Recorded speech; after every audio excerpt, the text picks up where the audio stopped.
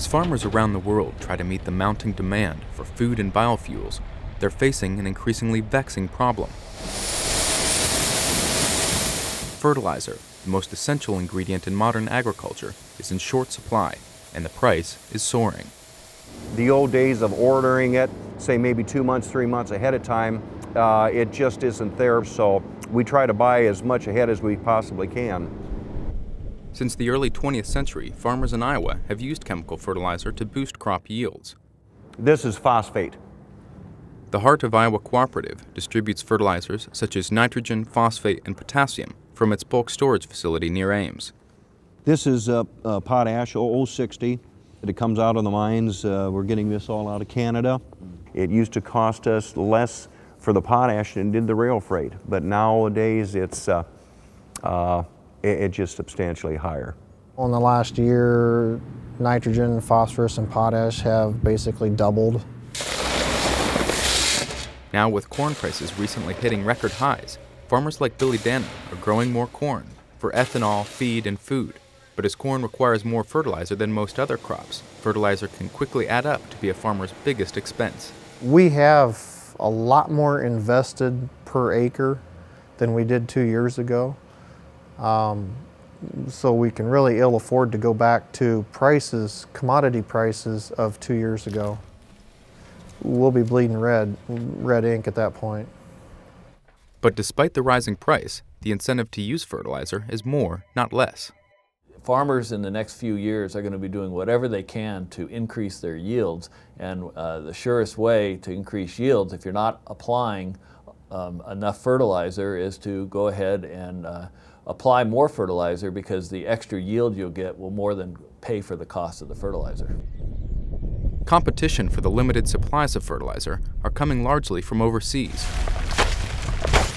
From developing countries such as China, India, and Vietnam, countries with growing middle-class diets rich in protein.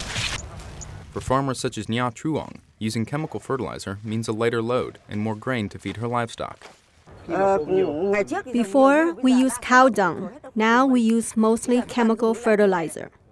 Cow dung takes a long time, and it's labor-intensive. It requires all morning or afternoon to transport to the field.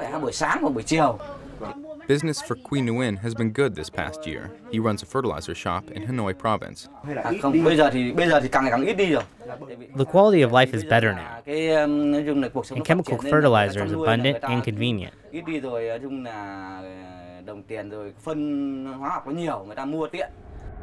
Half a world away in the American Corn Belt, Billy Danner and a growing number of farmers like him are turning to an age-old source of plant nutrients to offset the rising cost of chemical fertilizer.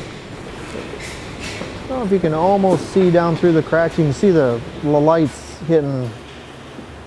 There's about 3 foot in there right now. It's an 8-foot pit. Hog manure collecting underneath these confinement sheds turns into thousands of dollars in fertilizer. Danner recently built these 2 high-density pig barns for a major hog company. In exchange for taking care of the pigs, he gets the manure, which is injected into surrounding fields during the fall. That's the pit. That's how full it is. So we'll go in a hole a while and stir, and then we'll go to another hole and we'll stir, and we'll pull out of another one, and just a bunch of sludge.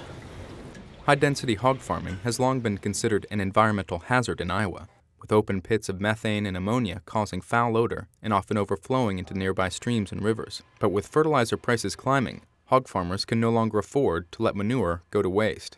Actually, as a farmer, we want to get it. We don't want it ending up in the creek and the stream, because that's just money out of our pocket. We want those nutrients on the ground where they're going to do us some good. But manure alone cannot meet the demand for nutrients. Hog manure currently accounts for only about 10% of Danner's 3,400 acres, but he plans to build another couple sheds in coming years to help minimize costs. If fertilizer prices would go up tremendously, we might have to have a little bit more than what we're being offered, even though it seems like pretty good prices compared to where we've been.